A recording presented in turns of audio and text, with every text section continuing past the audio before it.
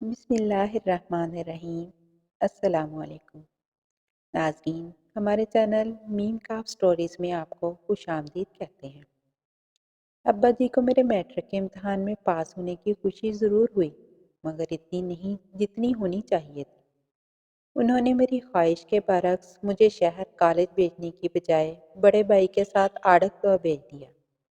میں دن بھر وہاں چپ چاپ بیٹھا رہتا اور دکان کے سامنے رکتی شہر جانے والی بس پر سوار ہوتے اپنے ہم جماعتوں کو دیکھ کر سرد آہیں بھرتا۔ میری جماعت کے آدھے سے زیادہ لڑکوں کا داخلہ کالج میں ہو گیا تھا۔ وہ طالب علم ہی رہے اور میں بچپن میں ہی کاروباری بن گیا۔ دکان پر بیٹھے پورا سال ہو گیا۔ میرے لیے وہ سال صدیوں پر بھاری تھا، مگر جیسے تیسے گزر ہی گیا۔ انہی دنوں شہر کالج کی پڑھائی کے لیے جانے والے لڑکوں کے علاوہ کچھ لڑکیاں بھی تھیں جو اسی سویرے والی بس میں شہر جاتی تھیں۔ ان لڑکیوں میں ایک وہ بھی تھی جو رب کی اس کائنات کی طرح ہر لحاظ سے خوبصورت اور مکمل تھی۔ جب وہ دیگر سہیلیوں کے ساتھ بس سٹاپ پر آتی تو میں تمام کام چھوڑ کر صرف اسی کو دیکھتا اور بس دیکھتا ہی رہ جاتا۔ اس کو دیکھتا تو حیران ہوتا کہ خدا نے سارے جہان کا حسن ہمارے گاؤں کی اس ایک لڑکی میں کیسے سمیٹ کر رکھ دیا ہے۔ ایسا وجدانی حسن جس کو کوئی ایک بار نظر اٹھا کر دیکھے تو پلکیں جھپکنا بھول جائے۔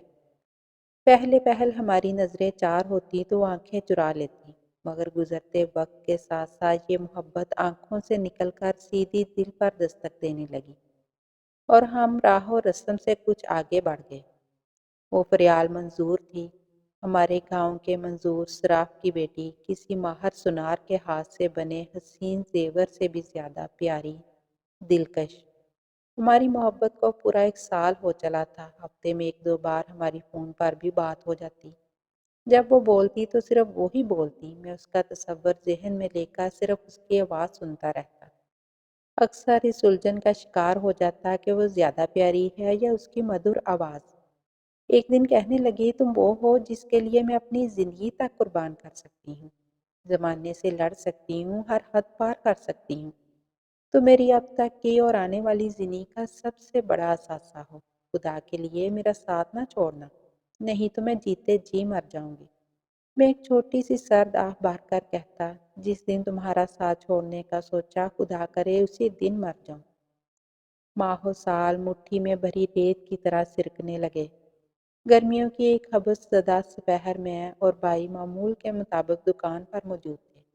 اسی دوران ہمارا خالہ زاد عبداللہ ہانپتا ہوا دکان پر آیا اور گھبرا کر بولا، بھائی جان، حاجی جی کی طبیعت بہت خراب ہو گئی ہے، آپ لوگ جلدی سے گھر پہنچ جائیں۔ ہم بھاگتے گرتے پڑتے گھر پہنچے تو ابا جی کی چارپائی کے گرد لوگوں کا ایک ہجوم سا جمع تھا۔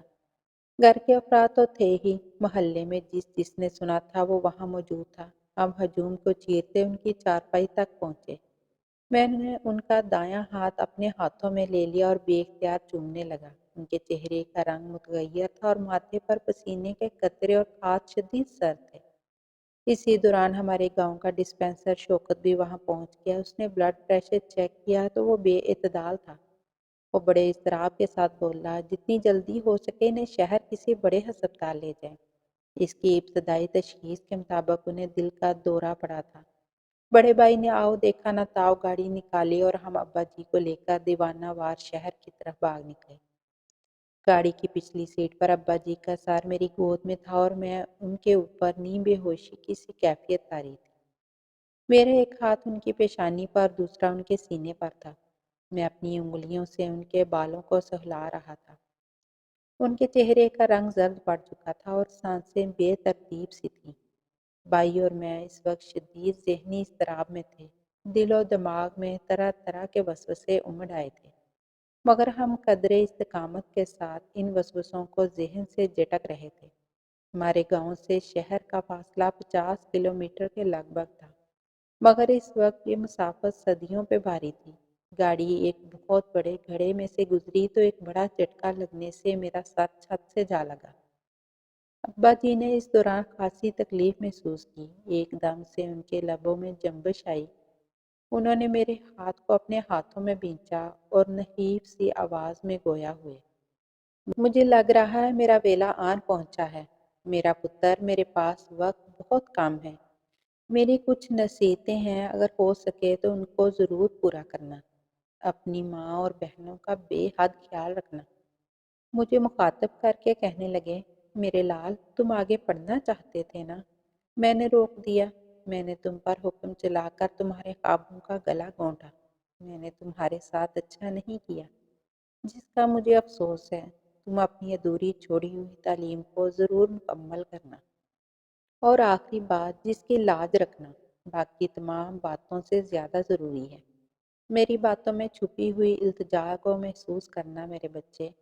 مرنے والا آدمی اپنے آخری وقت یہ بے حد بے بس اور بے اختیار ہوتا ہے۔ اس کی جانے والی ہر بات مان لینی چاہیے۔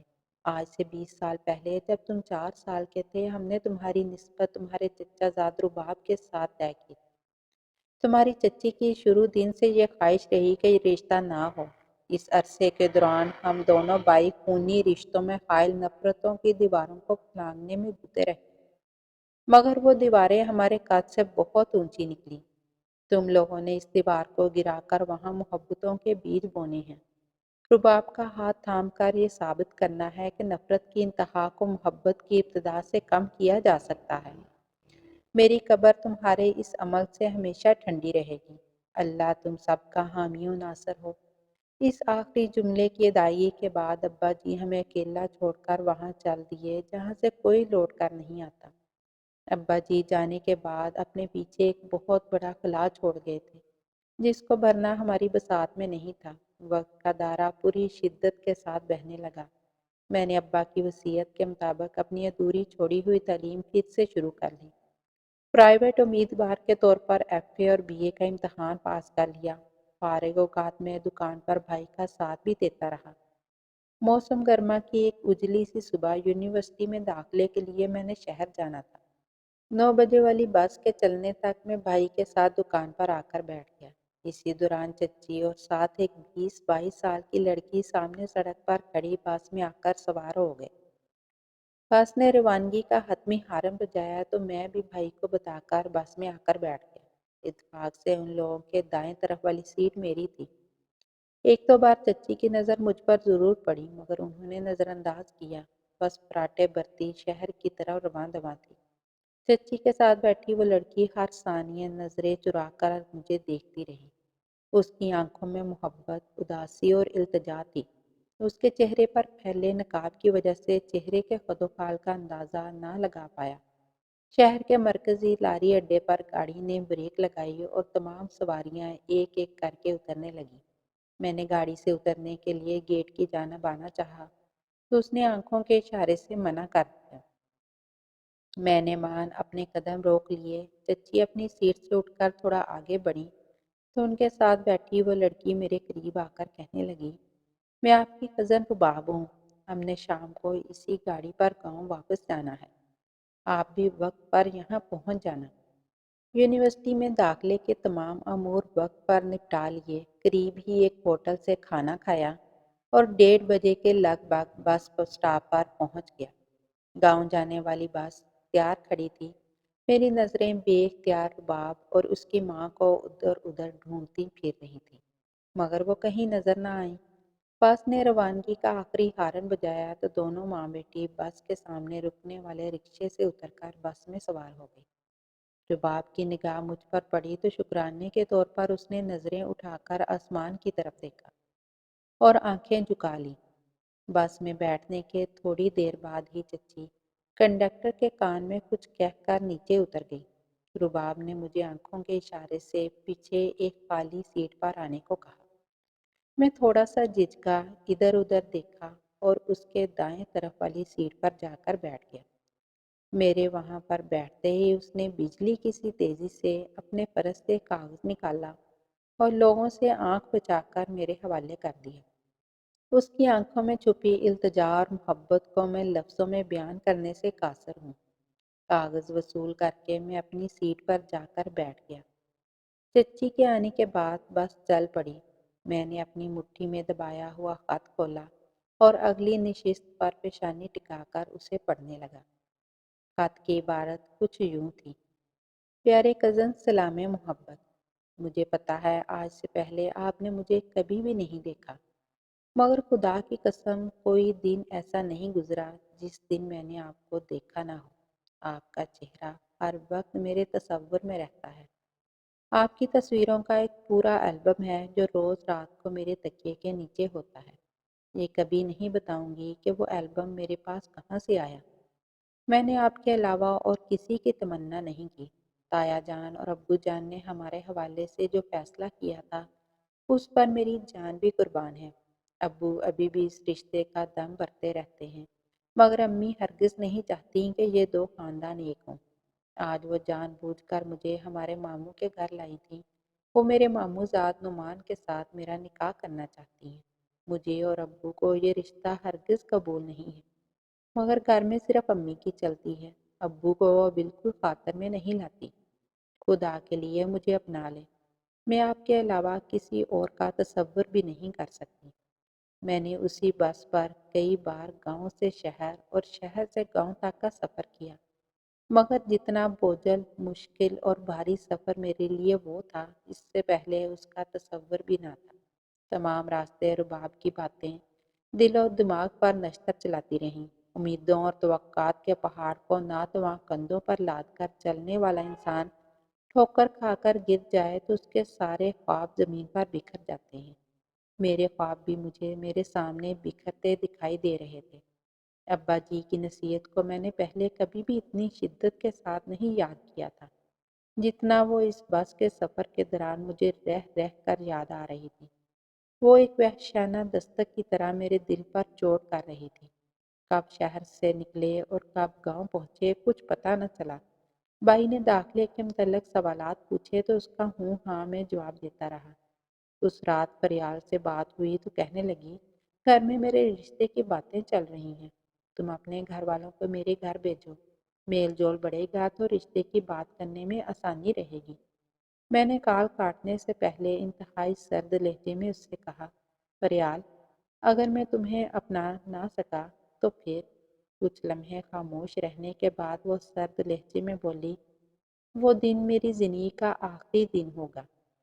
یہ میری دھمکی نہیں بلکہ میری بے بسی ہے۔ مجھے اندازہ ہے تم مجھے اتنا بے بس نہیں ہونے دو گے۔ کڑے سے کڑے وقت میں میرا ساتھ دو گے۔ میں نے ایک طویل سرد آہ بھری اور مدھم سی آواز میں بولا، اللہ نے چاہا تو سب اچھا ہو جائے گا۔ وقت کا منہ زور گھوڑا اپنی پوری رفتار کے ساتھ دوڑتا رہا۔ مہینے دنوں میں اور دن لمحوں میں بٹ گئے۔ سالوں کا سفر اتنی جلدی کٹ جائے گا کبھی سوچا نہ تھا۔ یونیورسٹی کا فائنل ایگزام چل رہے تھے۔ میں آخری سبجیکٹ کا آخری پیپر دے کر کمرہ امتحان سے باہر نکلا تو فون پر میرے دوست عمیر کی غمگین آواز نے میری سماعتوں کو بے حال کیا۔ تم جلدی سے گاؤں آ جاؤ یار، فریال کے ابو نہیں رہے۔ منظور صاحب جیسے شریف النفس انسان کا یوں اچانک چلے جانا میرے لیے کسی بہت بڑے صدمے سے کم نہیں تھا۔ مجھے فریال کی فکر کھائے جا رہی تھی۔ میں پریشان تھا کہ والدین کی اکلوتی اولاد اس بہت بڑے کرب کو کس طرح جھیل پائے گی۔ جنازے سے پہلے امی چند محلے کی عورتوں کے ساتھ فریال کے گھر گئیں۔ امی نے اس دن اب پہلی بار فریال کو دیکھا تھا۔ ایک ہی گاؤں سے تعلق ہونے کے باوجود منظور صاحب اور ان کے اہل خانہ کا میل جول گاؤں کے لوگوں کے ساتھ نہ ہونے کے برابر تھا۔ اس کی ایک وجہ یہاں کا آبائی ہونا نہ تھا۔ منظور صاحب 10 سال قبل فیصل آباد سے ہجرت کر کے گاؤں آئے تھے۔ یہاں مرکزی سڑک پر قائم مارکیٹ میں صرافہ کی دکان کھولی اور پھر یہیں کے ہو کر رہ گئے۔ لوگ بتا رہے تھے انہوں نے وصیت کی تھی کہ ان کی میت کو شہر لے کر جانے کی بجائے گاؤں میں ہی دفنایا جائے۔ وہ ایک نہایت کام گو اور شیف النفس انسان تھے۔ جنازہ گاہ تک ہر کوئی ان کی شرافت اور ایمانداری کی گواہی دے رہا تھا۔ رات کے کھانے کے دوران امی بڑی بابی کو بتا رہی تھیں کہ منظور بھائی کی بیٹی کا شدت غم کی وجہ سے بہت برا حال تھا۔ انہی باتوں کے دوران امی نے بابی کے سامنے فریال کی خوبصورتی کی بھی تعریف کی۔ میں نے فریال سے رابطے کی بارہا کوشش کی، مگر جس نمبر سے وہ کبھی کبھار مجھ سے بات کرتی تھی وہ مسلسل بند جا رہا تھا۔ میں ایک بار اس کو دیکھنا چاہتا تھا، اس کے والد کی اس ناگہانی موت کا غم اس سے بانٹنا چاہتا تھا۔ اس کے گھر میں رشتہ داروں اور جاننے والوں کا تانتا سا بندھا ہوا تھا۔ میرا وہاں جانا کسی بھی صورت ممکن نہیں تھا۔ چند روز گزرے تو ایک دوپہر دکان سے کسی بہانے گھر آیا۔ امی کسی کام سے پڑوس میں گئی ہوئی تھی۔ میں نے بھابھی نجمہ کے سامنے فریال اور میری تمام سرگزشت کھول کر بیان کر دی۔ ساتھ ہی یہ بھی کہا اس معاملے میں مجھے آپ کا ساتھ چاہیے۔ بھابھی نے کچھ ثانیے خاموش رہنے کے بعد کہا، یہ سب تو ٹھیک ہے، تمہاری اپنی زندگی ہے، اپنے لیے جیون ساتھی چننے کا اختیار بھی تمہارا ہی ہے، لیکن ابو جی نے مرنے سے پہلے تمہیں جو نصیحت کی تھی اس کا کیا بنے گا؟ تم ان کی بات پوری نہیں کرو گے تو ابو جی کی روح کو تکلیف پہنچے گی۔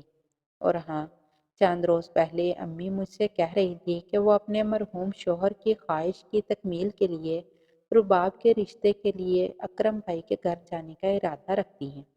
وہ یہ بات سنیں گی تو انہیں ناحق صدمہ پہنچے گا۔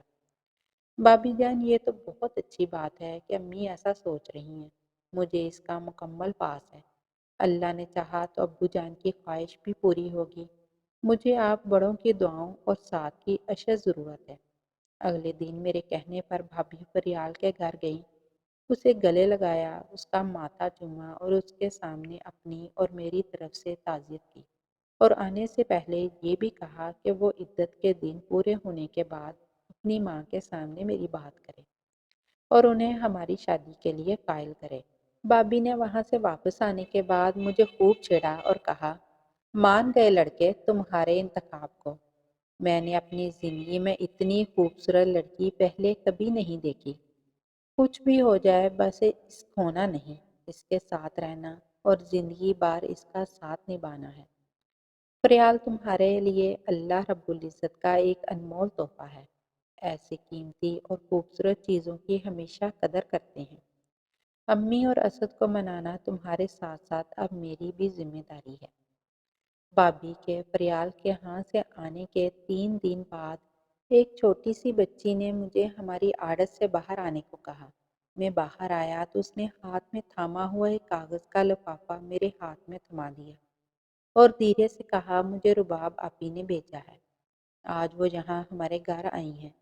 میں نے گڑیا کو پیار کیا اور ساتھ ہی دکان سے ٹافیاں وغیرہ خرید کر دی اور اسے واپس گھر جانے کا کہہ دیا۔ شام کے وقت آڑت سے گھر واپسی پر سیدھا اپنے کمرے میں گیا اور جٹ سے خط نکال کر پڑھنے لگا۔ عبارت کچھ یوں تھی، پیارے کزن آداب، 2 سال بیت گئے، پورے 2 سال۔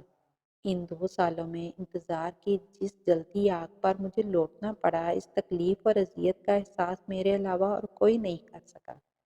ان 2 سالوں میں آپ کی طرف سے برتی جانے والی بے اتنائی میرے لیے باعث حیرت تھی۔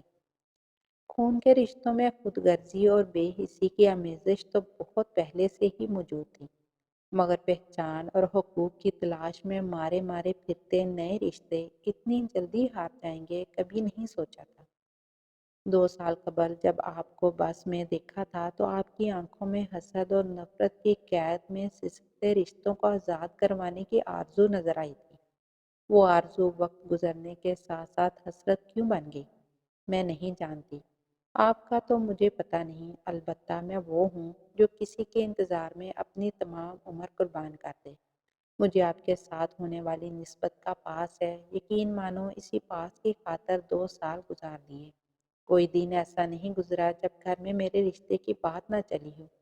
پہلے تو پڑھائی کا بہانہ کر کے بات کو ٹالتی رہی، مگر کچھ دنوں سے میں نے کھل کر کہنا شروع کر دیا ہے کہ شادی کروں گی تو صرف اس سے جس کے ساتھ میری نسبت جوڑی گئی تھی، نہیں تو مرنا قبول کروں گی۔ امی نے میری اس بات کا خوب برا منایا، مجھے مارا پیٹا بھی، مگر میں من چلی کہاں باز آنے والی تھی۔ اب ابو بھی میرے ہم خیال ہیں۔ امی مجھے چڑھانے کے لیے کہتی ہیں، تم بے شرم ہو اور بے وقوف بھی، خود ہی اتنے عرصے رشتوں کی اس بجھی ہوئی راگ سے چنگاریاں تلاشتی پھرتی ہو۔ کبھی ان لوگوں کی طرف سے بھی کبھی اپنا ذکر سنا ہے؟ تمہارے رشتے کا حصول تمہارے تایا کی خواہش تھی اور وہ ان کے ساتھ ہی قبر میں دفن ہو گئی۔ ان لوگوں کی طرف سے کبھی کوئی نہیں آئے گا تمہارا ہاتھ مانگنے۔